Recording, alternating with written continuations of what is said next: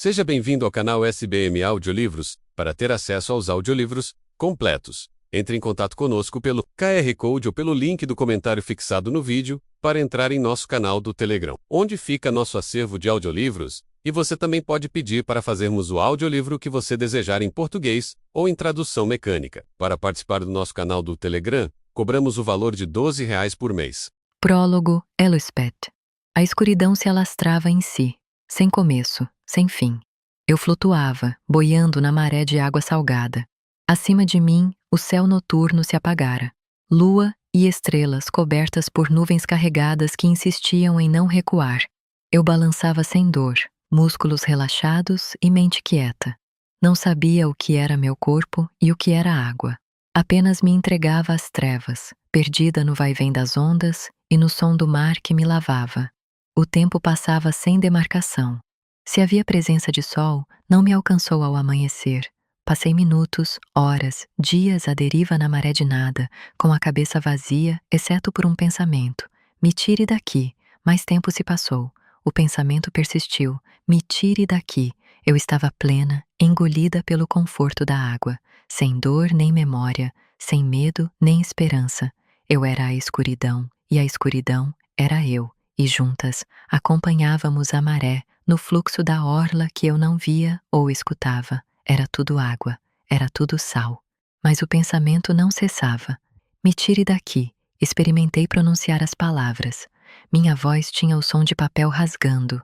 Me tire daqui. Repeti e repeti, com a boca cheia de água salgada. Me tire daqui. Minutos, horas, dias. Me tire daqui. Então, de repente, uma praia preta e extensa surgiu. Tinha algo se mexendo nela. Pisquei os olhos, embaçados por uma camada de sal. Um homem de armadura dourada me observava, de pé na orla sombria, logo além do alcance da maré. As ondas me puxaram, me levaram para perto. O homem era velho. Ele suportava o peso da armadura sem vacilar, com uma força profunda e enraizada, como uma árvore antiga. Tentei chamá-lo, mas eu só conhecia 3 palavras.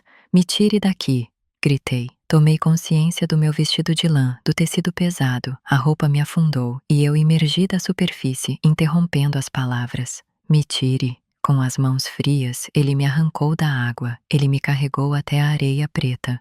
Quando tentou me botar de pé, minhas pernas bambearam como as de um filhotinho recém-nascido. Eu não reconheci o rosto dele. Ele reconheceu o meu. Elspeth Spindle, disse em voz baixa, e seus olhos, tão estranhos e amarelos, me capturaram. Eu estava à sua espera. Capítulo 1. Raven. As mãos de Raven estavam sangrando. Ele só reparou quando viu o sangue escorrendo.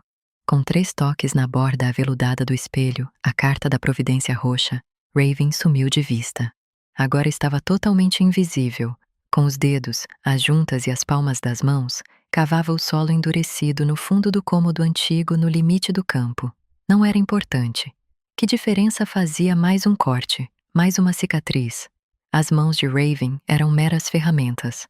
Não eram os instrumentos de um cavalheiro, mas de um guerreiro. Capitão dos corcéis, bandoleiro, traidor. A bruma invadia o cômodo pela janela. Espalhava-se pelas rachaduras do teto apodrecido, arranhando os olhos de Raven. Um alerta, talvez, de que aquilo que ele buscava no sopé do rochedo alto e largo não desejava ser encontrado.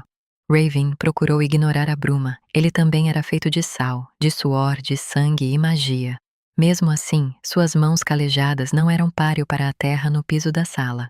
O solo era implacável, endurecido pelo tempo, e arrancava as unhas de Raven, rasgava a pele já rachada das mãos.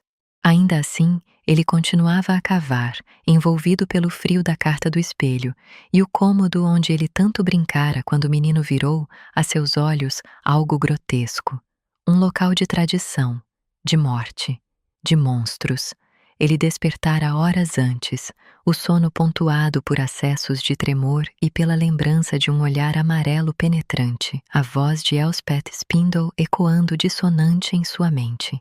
Era o castelo dele, o das ruínas, dissera ela, com os olhos escuros marejados de lágrimas ao falar do rei pastor, da voz em sua cabeça. Ele está enterrado sob a pedra na câmara do castelo e eu, Raven pulara da cama e partira a cavalo até Stone como um espectro no vento para chegar à câmara. Estava irrequieto, frenético, desesperado pela verdade, porque nada parecia real. O rei pastor, de olhos amarelos e voz sinistra e manhosa, preso na cabeça de uma donzela. O rei pastor que prometera ajudá-los a encontrar os amieiros gêmeos perdidos. O rei pastor, morto há 500 anos. Raven conhecia a morte. Fora seu carrasco. Ele vira a luz se apagar dos olhos de homens. Escutara os últimos estertores do fôlego. Não havia nada além de fantasmas do outro lado do véu. Vida alguma após a morte. Para nenhum homem, assaltante ou bandoleiro. Nem mesmo para o rei pastor. E ainda assim, nem todo o solo ao sopé da rocha estava duro. Havia partes soltas, reviradas. Alguém estivera ali antes dele, recentemente. Elspeth, quem sabe, procurando por respostas, assim como ele. Ali, na base da pedra, escondido a 1 palmo da superfície de terra seca, havia um entalhe, uma única palavra que o tempo tornara indecifrável, uma lápide. Raven continuou a cavar, quando uma unha caiu e a ponta em carne viva do dedo bateu em algo afiado, ele praguejou e recuou. Seu corpo era invisível, mas seu sangue não, e escorria, vermelho carmim, aparecendo assim que saía da mão e se espalhava pelo buraco, pela terra sedenta. Tinha algo escondido na terra, à espera. Quando Raven tocou de novo, era mais liso do que pedra, mais frio do que a terra. Aço. Com o coração na boca, ele escavou até desenterrar uma espada. A arma estava torta, imunda. Porém, sua qualidade era inegável. Aço forjado, com um punho intrincado, ornamentado demais para se tratar de uma espada de soldado. Fez menção de pegá-la, o ar salgado queimando os pulmões em sua respiração encurtada e febril. Porém, antes de conseguir desalojar a espada, notou algo mais enterrado logo abaixo, em repouso perfeito de séculos imperturbados. Um objeto pálido, nodoso, humano, esquelético, uma coluna vertebral. Os músculos de Raven travaram. A boca secou e o enjoo subiu do estômago até a garganta. Sangue ainda pingava da mão e a cada gota entregue, ele ganhava um fragmento de clareza sagaz. Blunder era repleta de magia. Magia terrível, maravilhosa. Aquele era o corpo do rei pastor. Ele estava morto de fato. Sua alma, porém, perdurava, arraigada em Elspeth Spindle, a única mulher que Raven já amara. Ele saiu da câmara em disparada, levando a espada. Curvado debaixo do teixo lá fora, danou a tossir, fazendo o possível para conter a vontade de vomitar. A árvore era antiga, com galhos descuidados e copa ampla o suficiente para proteger seu rosto da chuva matinal. Ele ficou um tempo ali, o coração relutante a se acalmar. Que direito tem de cavar, corvinho? Raven se virou, empunhando o cabo de marfim da adaga. Porém, estava sozinho. O descampado vazio, exceto pela grama murcha, e a trilha estreita que levava ao castelo Yill seguia desocupada. A voz voltou a falar, ainda mais alto. Escutou, corvinho? Empoleirada em um galho velho no teixo, acima de Raven, uma menina balançava as pernas. Era bem jovem, mais nova do que o irmão dele, Emory. Não devia ter mais do que uns 12 anos. O cabelo caía em tranças escuras pelos ombros e alguns cachos soltos emolduravam o rosto. A capa dela era de lã cinzenta, sem tingimento, com um bordado na gola. Raven procurou um brasão de família, mas não encontrou. Ele não a reconheceu. Certamente se lembraria de um rosto tão distinto, de um nariz tão marcante, de olhos amarelos tão vívidos. Amarelos. Quem é você?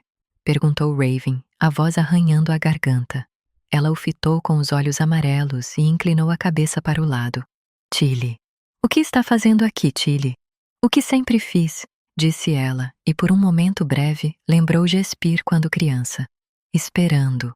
A chuva apertou, trazida pelo vento rápido. Gotas fustigaram a bochecha de Raven, e o vento lhe puxou o capuz até afastá-lo do rosto. Ele ergueu a mão para proteger os olhos. A menina da árvore nem se mexeu, muito embora o galho tremulasse e as folhas do teixo assobiassem ao vento. A capa dela não se agitava, e nem um fio sequer do cabelo. A água e o ar pareciam atravessá-la inteiramente, como se ela fosse feita de bruma, de fumaça, de nada. Foi só então que Raven se lembrou de que ainda usava o espelho. Era aquele seu propósito, o motivo para, em vez de dormir, ir até aquela câmara. Ele cavara com os dedos fortes, enfrentara osso com sangue e encontrara o corpo do rei pastor. Contudo, era a carta do espelho que continha as respostas que tanto buscava. Ele já usara o espelho 1000 vezes para recorrer à invisibilidade. Porém, Raven sempre tomara o cuidado de não usar a carta por tempo demais. Ele não desejava sofrer seus efeitos adversos, enxergar o mundo dos espíritos do outro lado do véu. Jamais tivera vontade de falar com fantasmas. Até então, Raven pigarreou. Não entendia nada de espíritos e do temperamento deles. Seriam como eram em vida? Ou o além era capaz de transformá-los? Ele ergueu a voz no vento. Por quem espera, Tilly? A menina olhou para a espada na mão dele e depois para a câmara. Você conhece o homem enterrado ali? Perguntou Raven. Ela riu, mordaz. Tão bem quanto conheço esta terra, Corvinho. Quanto conheço esta árvore e todos os rostos que se abrigaram sob seus galhos. Ela enroscou o dedo na ponta da trança. Você deve ter ouvido falar dele. Ela curvou a boca em um sorriso. Meu pai é um homem estranho. Cauteloso, astuto.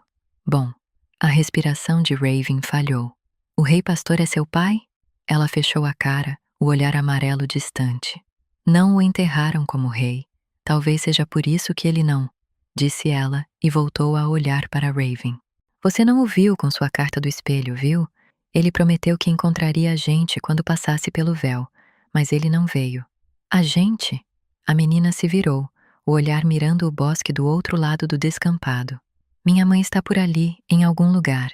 Ela não vem com a frequência de antes. Ilik e Afton ficam perto das esculturas. Fenley e Lenore se atêm ao seu castelo, respondeu ela franzindo a testa. Bennett, em geral, fica por aí. Ele não morreu aqui, diferentemente de nós. Morreu. Raven sentiu um aperto na garganta. Eles são seus parentes? A família do rei pastor? Estamos esperando, disse ela cruzando os braços. Pelo meu pai. Por que ele não volta? A menina não respondeu. Desviou o olhar do descampado para as ruínas. Imaginei ter ouvido a voz dele, murmurou ela. Era o cair da noite.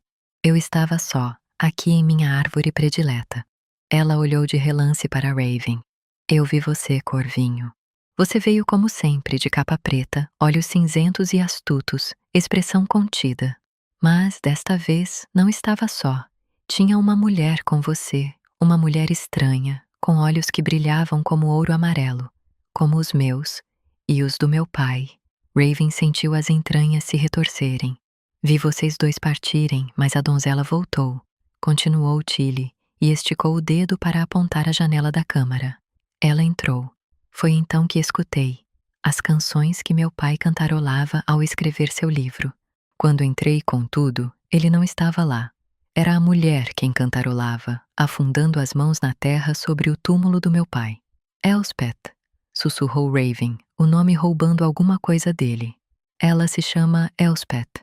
Tilly sequer pareceu ouvi-lo. A donzela visitou 2 vezes e cavou a sepultura dele. Vagou pelo descampado, pelas ruínas, disse ela, e repuxou a boca em uma linha tensa. Mas, ao amanhecer, os olhos amarelos dela mudaram para um tom de carvão. Então voltei para cá, para o túmulo, para vigiar, para esperar. Raven não disse nada, a cabeça em busca de perguntas que sequer existiam. Ele se lembrou da noite em que levara Elspeth àquela câmara. Ainda sentia o cheiro dos cabelos dela, o contato do rosto dela em sua mão. Ele a beijara com fervor e ela retribuíra o beijo. Ele a desejara inteira, por inteiro. Porém, ela se afastara, de olhos arregalados, voz trêmula. Sentira medo de algo ali. Na época, Raven tivera certeza de que era dele, mas finalmente entendeu que era outra coisa. Algo muito maior do que ele, e que ela carregava sempre consigo. Ele voltou a olhar para a menina no teixo. O que aconteceu com seu pai? Tilly não respondeu. Como ele morreu? Insistiu Raven. Ela desviou o olhar, os dedos dançando em um ritmo silencioso no galho. Não sei. Me pegaram primeiro, disse ela e baixou a voz. Eu passei pelo véu antes do meu pai e dos meus irmãos. Raven sentia frio, mas não vinha da carta do espelho. Era outra coisa. Uma pergunta cuja resposta no fundo ele já sabia. Quem matou você? Os olhos amarelos se acenderam. Ela os voltou para Raven. Você sabe o nome dele, disse a menina, baixando a voz até um sussurro grave e rouco. Rowan. O brasão do rei veio à mente de Raven. A bandeira do tio, a sorveira inflexível, a carta da foice vermelha, olhos verdes, caçadores, brutos, família. As mãos ensanguentadas de Raven tremeram. Esperamos pelo meu pai durante muito tempo, disse Tilly, voltando o olhar para cima, como se falasse apenas com o teixo. Ela firmou a voz e encolheu os dedos no colo, como garras. Continuamos a esperar, até ele concluir sua tarefa. Um calafrio subiu pelo pescoço de Raven. Ele pensou na criatura no corpo de Elspeth Spindle, nos olhos amarelos, nas palavras sedosas e sinuosas, pronunciadas nas masmorras. A promessa de encontrar a carta dos amieiros gêmeos perdida. Raven não era bobo. Nenhuma promessa vinha sem pagamento. Blunder era um lugar de magia, de negócios e barganha. Nada de graça vinha. O que o rei pastor deseja? Perguntou a menina espírito. O que ele procura? Equilíbrio, respondeu ela, inclinando a cabeça como uma ave de rapina. Corrigir erros terríveis, livrar Blunder dos Rowan. Ela semicerrou os olhos amarelos, vil e absoluta, e declarou: cobrar o que lhe devem. Capítulo 2. Elm. O príncipe cavalgou mais rápido do que os outros 2 corcéis. Ao apear na velha casa de tijolos, Elm Rowan ficou impressionado com a quietude do mundo quando não estava a cavalo. Chegava a ser irritante. Uma rolinha arrulhou. Elm tirou as luvas e afundou a mão no bolso da túnica, sentindo o conforto familiar do veludo nas bordas da carta da foice. Ele se aproximou da porta e cerrou o punho. A porta era velha e restos de líquen se abrigavam nas ranhuras. O lado norte inteiro da construção era coberto de musgo e era, como se a floresta tentasse engolir o paço Hawthorne em suas profundezas, enroscando na chaminé cipós serpenteantes da grossura de um braço. Não tinha ninguém em casa. O alerta chegara dias antes. Ainda assim, Elm encostou a orelha na porta para escutar. Nada. Nenhum grito abafado de criança, nenhum tilintar das panelas de ferro na cozinha, nenhum latido de cachorro. A casa estava quieta, como se suspensa pelos fios verdes que vinham correndo da bruma. Os corcéis chegaram atrás dele e desceram dos cavalos. Senhor? Chamou Wicker. Elm abriu os olhos e suspirou. Não tinha vontade alguma de comandá-los. Porém, Rovin dera chá de sumiço, e Jasper ficara em Stone para cuidar de Emory, deixando Elm, petulante até os ossos, cumprir as ordens do rei e procurar a família desaparecida de Elspeth Spindle. Está vazia, resmungou ele, rangendo os dentes. Opal Hawthorne não é boba. Ela e os filhos não teriam voltado para cá. O marido dela pareceu acreditar que eles estariam aqui, reclamou Gorse, o outro corcel. Elm girou a maçaneta de latão e puxou a porta do paço Spindle, fazendo ranger as dobradiças enferrujadas. Tyrn Hawthorne diria qualquer coisa para se livrar das masmorras. Ele tem cartas, disse Wicker enfaticamente. Pelo tanto que se gaba, parece até que o velho Tyrn conseguiu o baralho inteiro. Então, o mínimo que podemos fazer é aliviá-lo do peso de seus maiores tesouros. Vasculhem a casa, disse Elm e olhou de relance para o céu. Rápido, eu gostaria de escapar dessas nuvens. Eles foram primeiro para a biblioteca, esvaziando as estantes e sacudindo livros velhos até a casa cheirar a couro e pó. Encontrei um profeta, comemorou Gorse, do outro lado de uma fileira de prateleiras de mogno. Elm passou o dedo pelo balcão irregular da lareira. As pedras estavam rachadas, mas a construção era firme, sem esconderijos para uma carta. Ele saiu da biblioteca e subiu a escada. Nichos ovais continham velas derretidas, e toda a pedra da casa abrigava uma sombra. O primeiro quarto, perto da escadaria, estava revirado, roupas, mantas e um ou outro pé de meia aqui e ali. 2 camas estreitas, 2 espadas de madeira. Elm supunha ser o quarto dos primos pequenos de Elspeth. O quarto seguinte era nitidamente mais feminino.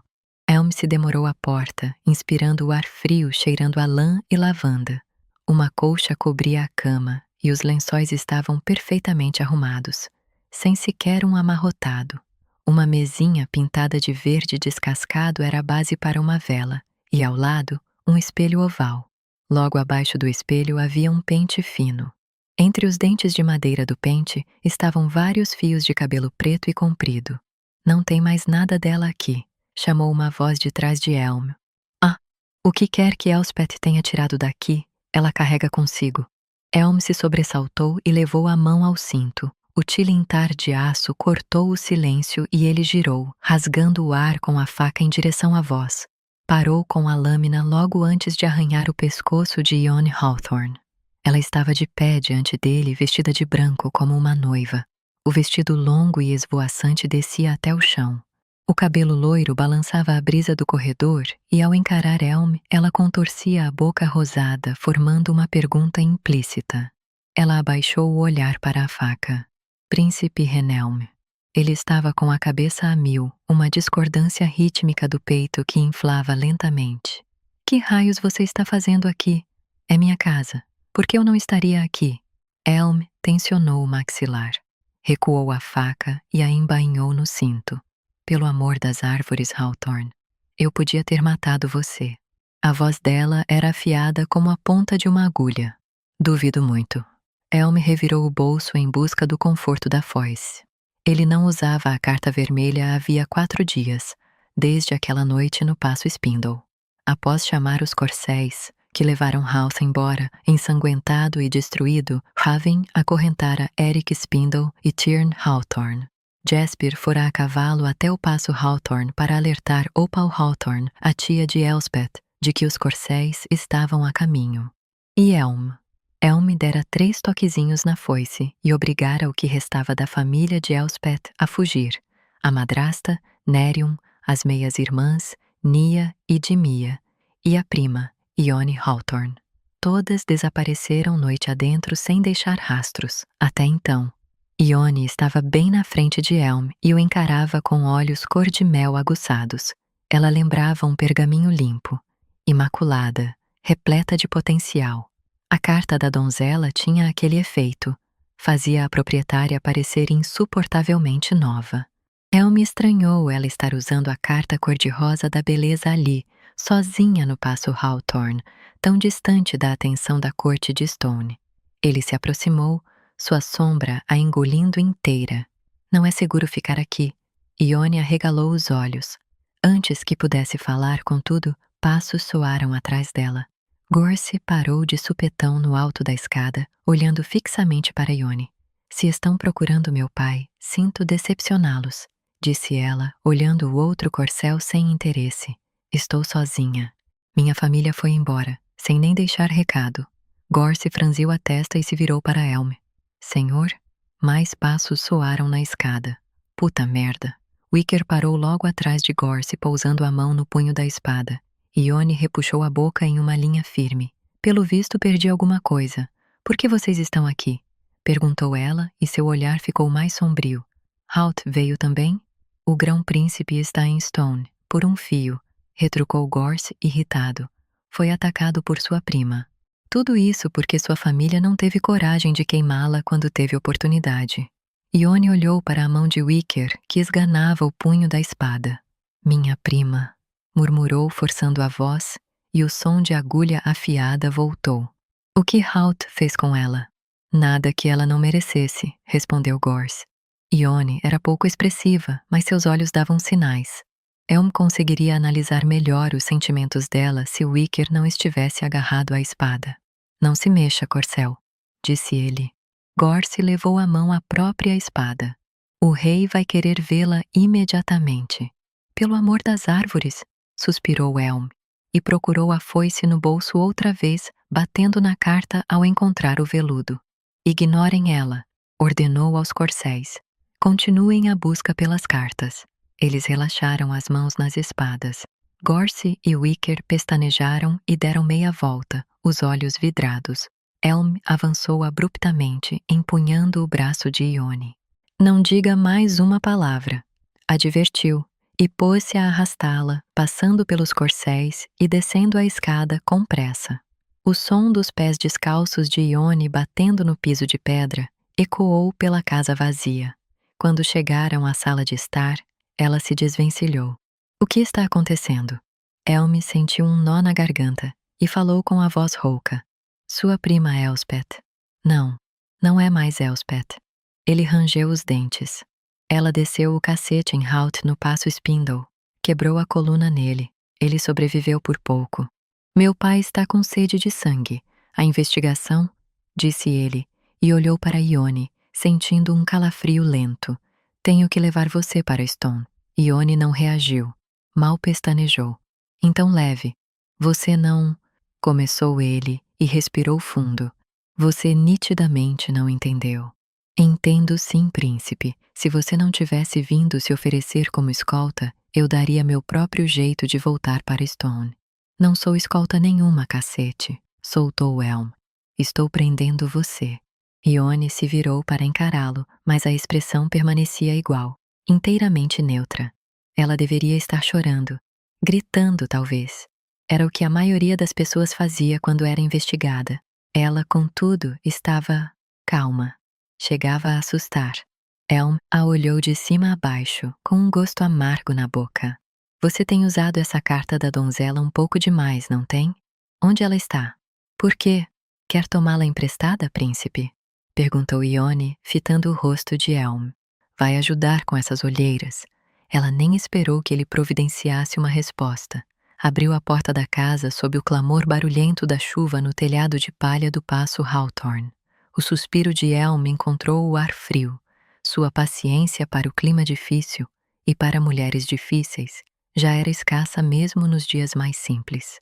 Então deixe a donzela para lá, disse ele, e passou por ela, agitando o vestido branco com um movimento. Você pelo menos está com o amuleto? Ione puxou uma corrente de ouro escondida no decote do vestido. O pingente era um amuleto que parecia ser um dente de cavalo, um objeto para proteger sua mente e corpo da bruma. Ela olhou para o paço Hawthorne. O que aconteceu com a minha família? Seu pai está em Stone, com Eric Spindle. Sua mãe e seus irmãos escaparam. Sumiram. Nerion e as filhas também, disse ele, e desviou o olhar. Sua prima está acorrentada no fundo das masmorras. Ione saiu da casa. Puxou uma folha molhada de um piu-riteiro e esfregou os dedos. Gotas pingaram do galho para a ponta do nariz dela, descendo pela curva da boca. Quando ela disse o nome da prima, saiu em um sussurro, delicado como uma criança contando um segredo. Elspeth.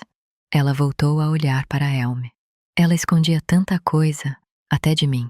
Eu escutava seus passos no corredor à noite, depois que nos recolhíamos para dormir. Ouvia as canções que ela entoava. Ela estava sempre falando como se conversasse com alguém, mesmo que vivesse sozinha. E os olhos, murmurou, pretos, e de repente amarelos como ouro de dragão. A mentira escapou de Elm antes que ele pudesse pensar. Não tenho conhecimento de nada disso. Não? Perguntou Ione, ajeitando o cabelo molhado atrás da orelha.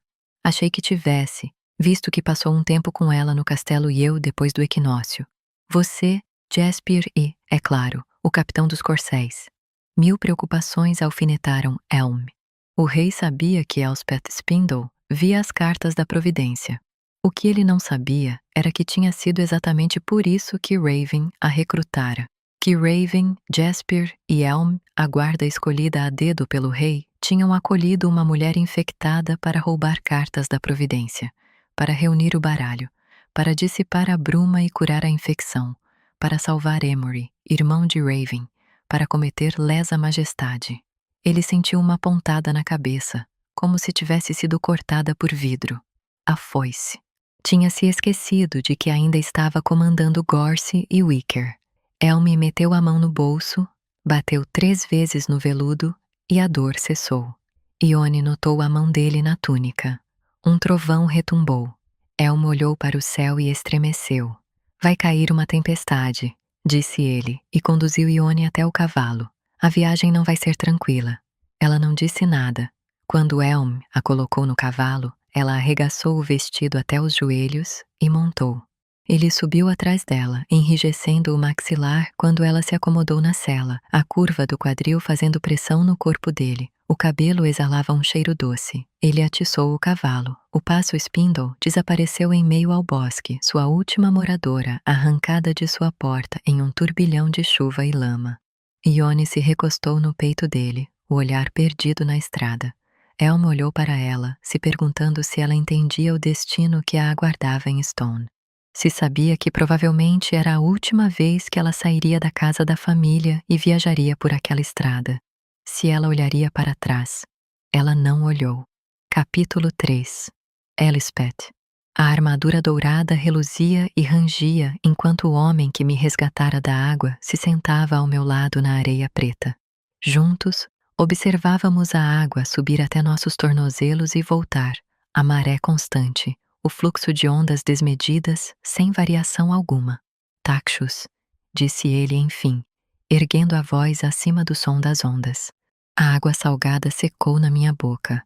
Lambi os lábios e minha voz falhou. Que? A Emory Percival Taxus, disse ele, arrastando as manoplas pela areia. É meu nome. Pisquei, com areia nos cílios. Você é... Quando ele se virou para mim, seus olhos amarelos agitaram minha memória perdida. Você logo vai se lembrar, disse ele olhando de volta para o horizonte escuro. Não há muito o que se fazer aqui, se não se lembrar. Eu me chamava Elspeth Spindle e só o sabia porque ele, Taxus, me chamava assim. Pronunciei meu nome, experimentando na língua. O que veio foi um sibilo arrastado. Elspeth Spindle. Taxus sumiu, mas não percebi quando ele saiu. Fiquei virando a cabeça para os dois lados à procura dele, mas ele sequer deixara pegadas na areia. Olhei para a água e esfreguei as mãos na areia até a pele ficar em carne viva. Meu cabelo comprido estava grudento de mar. Puxei um fio da cabeça e enrosquei com tanta força no dedo que arroxeou. Eu estava sem comer, sem dormir. O tempo não me encontrou. Nada me encontrou. E o nada era cavernoso.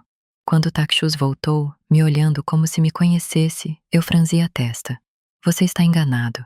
Não me lembro de quem você é. Não, falei, e voltei a olhar a água. Não me lembro de nada. Devo contar a história? Que história? A nossa, querida. Eu me empertiguei. Era uma vez uma garota, disse ele a voz manhosa, reverente e atenta, que se embrenhou nas sombras da mata profunda e benta. Era uma vez também um rei, determinado a pastorear, que reinava a magia e compôs o velho exemplar.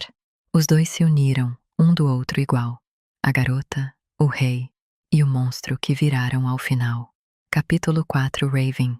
O frio da carta do espelho já se esvaíra da pele de Raven. E mesmo estando de volta a Stone, ele ainda não se sentia aquecido. O gelo das masmorras subia à força a escadaria sombria, se embrenhando em seu peito. Ele levava 2 chaves mestras. Quando parou no topo da escada e olhou para baixo, apertou as chaves com força. Não escutou quando sua irmã se aproximou. Mas que tipo de corcel ela seria se ele pudesse ouvi-la? Raven. Ele se virou e escondeu a surpresa com uma carranca. Jaspir se encostou na parede do corredor, tão disfarçada nas sombras que faria uma carta do espelho tornar-se desnecessária. Ela abaixou o olhar para as chaves na mão de Raven. Vai precisar de outro par de mãos para abrir esta porta. Eu ia procurar um guarda. Algo mudou nos olhos castanhos dela. Eu dou conta. Havia certa acusação nas notas firmes da voz de Jaspir. Raven a ignorou. O rei quer falar com Els, começou ele e fez uma careta. Quer saber da carta dos amieiros gêmeos. Em particular, Jaspir cruzou as mãos. E é sensato ir lá falar com ele? Provavelmente não. O som do gongo ecoou pelo castelo, anunciando a tarde. Meio-dia, meia-noite. A hora era irrelevante para Raven. Tudo o que ele entendia do tempo era que o tempo lhe vivia em falta. Jaspir esfregou a bota em um pedaço enrugado do tapete do corredor. Você está bem para fazer isso? Mal falou do que aconteceu, de Elspeth. Os músculos da mandíbula de Raven se enrijeceram. Estou bem. Ela abanou a cabeça. Sempre sei quando você está mentindo. Seus olhos ficam meio vazios. Talvez eles sejam vazios. Você adoraria que acreditassem nisso, né? Perguntou Jasper e chegou mais perto para pegar uma das chaves da mão dele. Pode conversar comigo, sabe? Estou sempre aqui, Raven. Ela sorriu discretamente. Estou sempre no seu encalço. Eles chegaram ao fim da escada sem escorregar no gelo. Na antessala, a porta das masmorras os aguardava. Tinha o dobro da largura de Raven. Forjada de madeira de sorveira e reforçada com ferro, só era aberta com as duas chaves em simultâneo, cada um diante de uma fechadura em pontas opostas da porta. Raven e Jasper encaixaram as chaves. Raven fez questão de dar as costas à irmã para que ela não visse o tremor em sua mão. Os mecanismos embutidos na parede de pedra soltaram os trincos. Raven apertou a abertura e empurrou a porta apenas o bastante para passar, pois o peso da madeira antiga era exagerado. Deixe aberta, disse ele, pegando as duas chaves de volta. Os corcéis vão chegar logo para buscar Eric Spindle e Tyrn Hawthorne para o interrogatório. Ele passou pela porta. Quer que eu vá junto? Não. Pegue uma carta do cálice no arsenal e me encontre nos aposentos do rei. Tem certeza de que está bem com isso? Insistiu Jasper. Raven sempre mentira por necessidade e nunca por gostar do ofício. Era uma de suas muitas máscaras. Ele a usava fazia tanto tempo que às vezes não sabia tirá-la nem quando deveria. Ele adentrou as sombras. Estou bem. O ar ia ficando mais rarefeito conforme ele avançava para o norte. As masmorras eram inclinadas, afundavam na terra. Raven embrulhou bem os braços na capa e manteve o olhar reto, com medo de olhar demais para as celas vazias e os fantasmas de todas as crianças infectadas e mortas ali saírem das trevas para pegá-lo. O corredor estava cheio de tochas apagadas, pois aquela área raramente entrava na patrulha. Raven continuou até chegar ao fim. A última cela, o monstro aguardava ali, estatelado no chão, de olhos para o teto, como se admirasse as estrelas. O corpo que um dia fora de Elspeth Spindle estava inerte. O ar lhe escapava da boca do rei pastor, como baforadas de um dragão.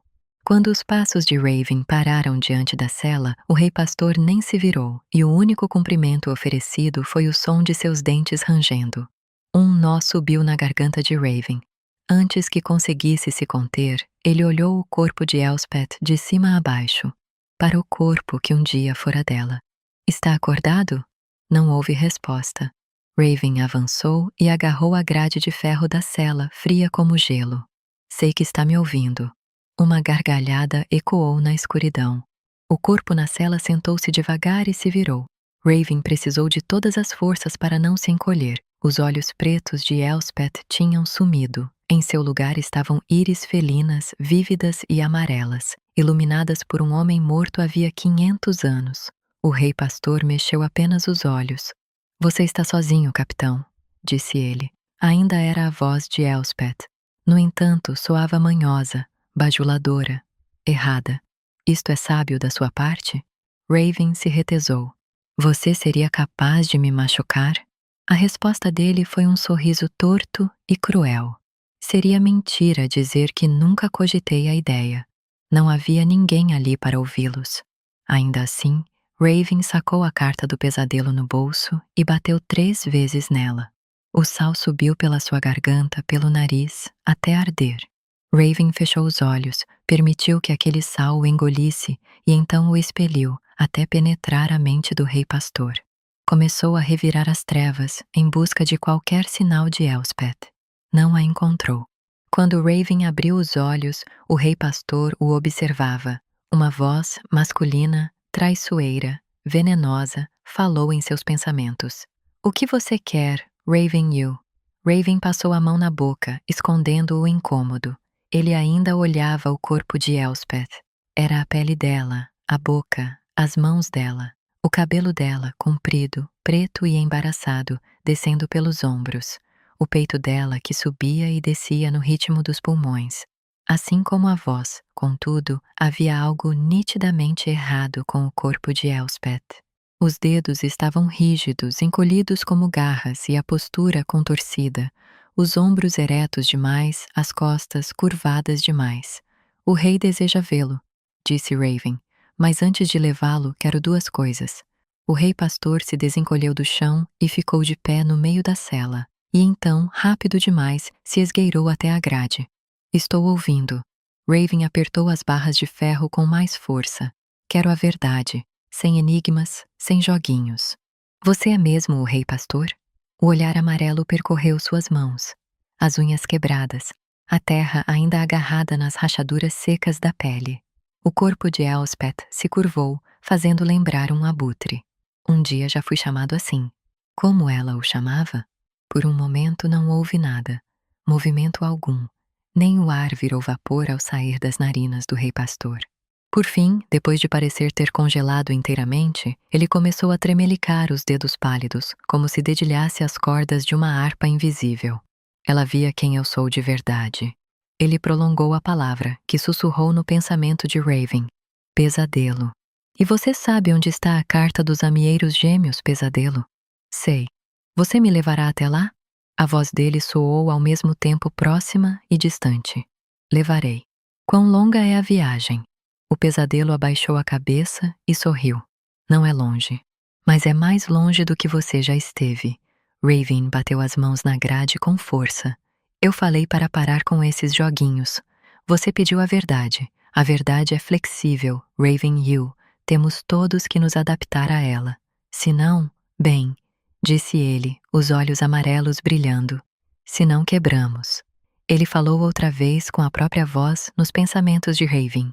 Antes de sua época, antes da história da menina, do rei e do monstro, eu contava uma narrativa mais antiga. De magia, bruma e cartas da providência, e infecção e degeneração. O sorriso dele se fechou, de acordos feitos. Eu conheço o velho livro dos amieiros. Que bom, pois você está prestes a entrar nele. Raven inspirou fundo, o gelo do ar se instalando nos pulmões. Os amieiros gêmeos são uma carta única, continuou o Pesadelo. Ela dá ao usuário o poder de falar com nossa divindade, a alma do bosque. E é ela quem a protege. Ela dará seu preço para a última carta do baralho. Nada vem de graça. Estou disposto a pagar o preço que ela pedir, disse Raven e se encostou na grade baixando a voz. E quando eu pagar, Pesadelo, os amieiros gêmeos serão meus. Não do rei, nem seus. Meus. Algo mudou naqueles olhos amarelos. Qual é o segundo desejo que tem a fazer, Ravenhill? Murmurou o Pesadelo. Mesmo envolto em geada, Raven sentia o cheiro de sangue na roupa de Elspeth. Ele recuou um passo, mas já era tarde. Um leve tremor já havia se iniciado em sua mão esquerda. Ele cerrou o punho. Quando eu levá-lo aos aposentos do rei, você não deve feri-lo. Não deve fazer nada que possa me impedir de levá-lo embora de Stone em busca dos amieiros gêmeos. Então Rowan aceitou minha oferta? Trocar minha vida pela do jovem Emory? Não inteiramente. Por isso preciso que você se comporte. O Pesadelo riu. O som se espalhou pelas masmorras como se transportado por asas sombrias. Me comportar, disse ele, e encolheu os dedos. À vontade. Leve-me a seu rei Rowan.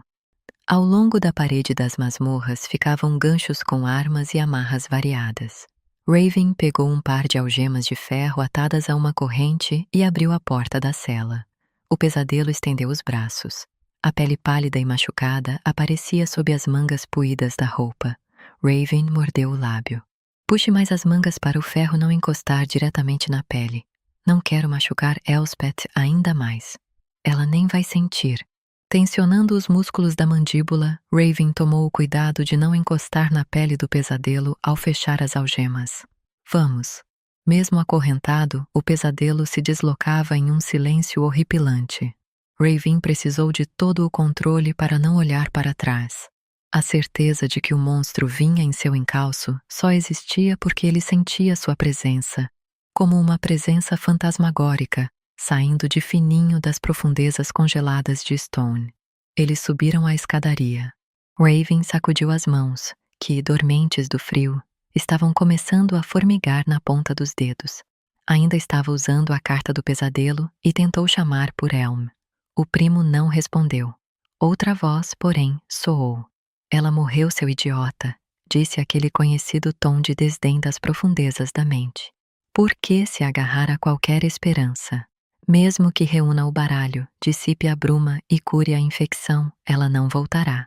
Ela morreu no quarto no Passo Spindle, 4 noites atrás. Uma gargalhada grave, retumbante, tudo porque você se atrasou 10 minutos na volta da patrulha. Raven arrancou a carta cor de vinho do bolso e bateu nela 3 vezes, interrompendo a magia. O sangue latejava em seus ouvidos. Não era a voz do pesadelo, era outra. A voz que zombava dele, que pronunciava seus piores medos toda vez que ele usava a carta por muito tempo. A própria voz. O som de dentes trincando ricocheteou pelas paredes de pedra. Não havia necessidade nenhuma de usar a carta do pesadelo, Raven Yu. Estou sozinho nestas 100 celas, disse ele e fez uma pausa. A não ser que você esperasse escutar outra voz ao vasculhar minha cabeça. Raven parou de andar. Você estava lá, começou mantendo o olhar reto e forçando a voz aguda soar gélida. Quando Elspeth e eu estávamos a sós. O que houve, bandoleiro? Suas lembranças cor-de-rosa estão apodrecendo? Raven se virou e empurrou o pesadelo contra a parede, fechando a mão ao redor do pescoço alvo do monstro. Mas era parecido demais com o pescoço dela. Era o pescoço dela. Ele puxou a mão de volta. Foi tudo mentira. Ele não se permitira pensar naquilo até então. Mas agora, já levara facadas menos doloridas. Todos os olhares, todas as palavras. Você morou por 11 anos na cabeça de Elspeth. Não dá para saber o que era ela, o que era você. Um sorriso repuxou a boca do pesadelo. Não dá para saber. Raven queria vomitar. Caso sirva de consolo, a admiração dela por você foi totalmente particular. Acho sua pose fria insuportavelmente entediante. De olhos fechados, Raven virou o rosto. Mas você estava lá, quando eu estava com ela. Fez-se uma pausa demorada. Então, mais baixo do que antes, o pesadelo respondeu. Há um lugar na escuridão que eu compartilho com ela. Imagine uma praia isolada, uma orla de águas sombrias, um lugar que construí para esconder o que preferia esquecer. Em nossos 11 anos juntos, vez ou outra eu ia para lá, para dar um descanso para Elspeth. E, mais recentemente, acrescentou tamborilando as unhas na parede, para me poupar dos detalhes do apego incompreensível que ela nutria por você. Raven abriu os olhos. Existe esse lugar na sua cabeça? Silêncio. E então? Por 500 anos eu me fraturei nas sombras. Um homem se contorcendo devagar até se tornar algo horrível. Não vi sol nem lua. Só conseguia me lembrar das coisas horríveis que tinham acontecido. Sendo assim, construí um lugar para guardar o rei que um dia viveu, a dor dele, a memória. Um lugar de repouso. Raven se virou. Quando encontrou o olhar amarelo do pesadelo, se deu conta. É lá que ela está. É por isso que não a escuto com a carta do pesadelo. Você escondeu Elspeth, disse ele, a garganta ardendo. Sozinha, no escuro. O pesadelo inclinou a cabeça. Não sou nenhum dragão defendendo um tesouro. Assim que Elspeth encostou naquela carta do pesadelo e eu invadi a mente dela, seus dias estavam contados. Eu fui a sua degeneração. Não, Raven não ia aceitar aquilo. Diga como encontrá-la. Por que eu faria isso, se é tamanho prazer ver você desmoronar? Raven levou a mão ao cinto e, consequentemente, ao punho de marfim na bainha. Você me dirá. Quando sairmos deste castelo miserável, você me dirá como encontrar Elspeth. O sorriso do pesadelo foi uma ameaça nada sutil. O que sei só eu sei. São segredos profundos. Eu os escondo há tempos e os esconderei deste mundo. O rei Rohan não estava em seus aposentos. Raven praguejou baixinho. Espere aqui, pediu ao pesadelo. Ele deixou o monstro, acorrentado e ensanguentado, no meio dos tapetes de pele do rei, e seguiu pelo corredor real que levava ao quarto de Halt. Quando entrou, precisou de todas as forças e da pura sorte de ter comido pouco no almoço para não vomitar com o fedor. O quarto do grão-príncipe estava calorento, amplificando os odores pútridos de sangue e corpo doente. Philip e Willow formavam uma fila com outros 3 clínicos perto da cama de Halt. O rei também estava lá, perto da lareira com Jespir. Ele estava bêbado. Fazia 3 dias já que estava bêbado, no quarto de Halt, mexendo na própria carta do pesadelo e tentando alcançar os pensamentos do filho. Porém, onde quer que Halt remanescesse, se é que remanescia, o rei não o alcançava. Nem a carta da foice conseguia comandar a vida de volta aos olhos verdes e apagados. A pele que aparecia entre ataduras e cobertores estava rasgada e cicatrizada. E sob as ataduras, Halt estava estilhaçado, de um modo que Raven, em 26 anos de vida, nunca vira. Nem lobos destroçavam assim sua caça. Animais raramente matavam por esporte. E aquilo, o que fora feito com Halt, arrebentando, despedaçando, arrancando, ia muito além do esporte. De repente, pareceu uma ideia horrível fazer o rei enfrentar o monstro que acabara com seu filho. Jesper encontrou o olhar de Ravin. Ela tensionou o maxilar e cochichou ao pé do ouvido do tio. O rei levou um momento para se concentrar. Quando finalmente fixou o olhar em Raven, foi com olhos escuros e sobrancelhas franzidas. E então, soltou ele quando voltaram ao corredor. Cadê ela? Raven respirou fundo o ar fresco. Em seus aposentos, senhor. O rei cerrou o punho grosseiro ao redor do gargalo de vidro de um decantador. Um cálice? Tenho aqui, disse Jespir, com uma carta da Providência Verde-Água na mão. Quero ver essa vadia tentar mentir sobre os amieiros gêmeos agora. Quando o rei escancarou a porta, o pesadelo estava empoleirado em uma cadeira de espaldar alto e ornamentado, tal qual uma gárgula. Eles se encararam, 2 reis de olhares homicidas, o de Rowan, verde, o do pesadelo, amarelo, e 500 anos de desequilíbrio entre os dois. O pesadelo abriu a mão, que mais lembrava uma garra, para cumprimentá-lo. Na outra mão, segurava um cálice de prata já cheio de vinho. Muito bem, disse ele, que comece o inquérito. Jesper olhou desconfiada para as algemas nos punhos dele. Ela suspirou e deu 3 toques na carta do cálice. O rei Rowan manteve distância da cadeira do pesadelo, um espaço tão grande que daria para passar uma carruagem. Ele podia estar bêbado, mas não era burro. Vira em detalhes horrendos o que aquele monstro era capaz de fazer quando provocado. Diga, Elspeth Spindle, como você sabe onde a carta dos amieiros gêmeos está escondida? O pesadelo enroscou o dedo na ponta do cabelo preto de Elspeth. Raven o fitou, maculado pelas lembranças. Ele já afundara a mão naquele cabelo. Passara os dedos nas mechas. Suspirara junto a ele. Ele desviou o olhar para a parede. É simples, murmurou o pesadelo. Eu estava lá quando a carta desapareceu. O rei voltou o olhar para o cálice nas mãos de Jespir, e então de volta para o pesadelo, como se não conseguisse decidir do que desconfiar, do olhar ou de sua audição. É impossível. O pesadelo só fez sorrir. A magia é estranha e volúvel. Então é a magia que dá esse, disse o rei, as palavras embolando na língua. Esse seu conhecimento antigo dos amieiros gêmeos? O pesadelo deu um sorrisinho. Pode-se dizer que sim. Então, onde exatamente a carta está escondida? Interveio Jesper encolhendo os ombros. O pesadelo dirigiu a ela um olhar indiferente. No fundo de um bosque sem estrada, mas aqueles que cheiram sal, disse ele, mostrando os dentes por um instante. São convocados. O rei se recompôs, respirando fundo, arquejante. Ele olhou de relance para Raven.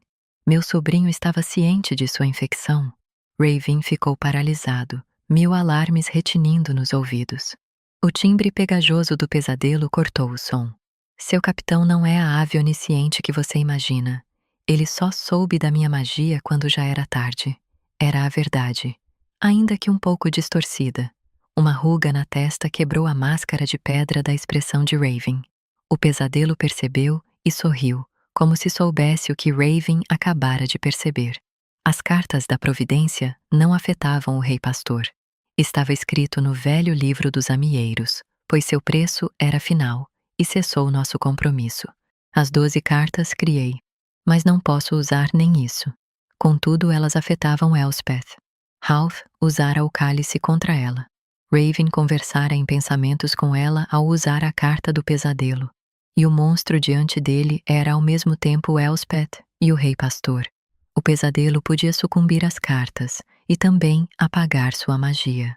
Não era tão diferente da magia de Raven. Ele podia usar apenas as cartas da providência do espelho, do pesadelo e, supostamente, dos amieiros gêmeos. As outras cartas, não, mas elas também não podiam ser usadas contra ele. Ele conseguia barrar a compulsão da foice, mentir diante do cálice, exatamente como o pesadelo estava fazendo. Quem sabia da sua infecção? Rebateu o rei, irritado, quando o silêncio se estendeu demais. Minha magia sempre foi segredo. Até do seu pai? O pesadelo mexeu a mandíbula. Esta é uma pergunta que deve ser feita a ele. Eu não assumo nada que Eric Spindle, em sua fria indiferença, jamais tenha feito. Você enxerga as cartas da providência com sua magia? Enxergo. E usará esse poder para encontrar a última carta para mim? A expressão do pesadelo continuou indecifrável. Usarei. Contanto que você honre seu lado do acordo, Rowan. Já devolveu Emory Yu para os pais? O rei cerrou os punhos. Me diga onde está a carta dos amieiros gêmeos, e eu o libertarei ainda hoje. O pesadelo ergueu uma sobrancelha. Está certo, disse, e inspirou pelo nariz. Escute atentamente. A jornada da carta 12 Acordos reclama. O primeiro é na água, em um lago espelhado sem lama. O segundo começa na entrada do mato, e mesmo querendo voltar, é aqui seu ultimato. O pesadelo voltou o olhar para Raven. As palavras saíram contundentes, como se para arrancar sangue. O terceiro e último acordo é em um lugar sem tempo. Um lugar de tristeza, sangue, crime e tormento. Espada alguma o salva, máscara alguma o esconde. Com os amieiros você voltará, mas nunca sairá de lá.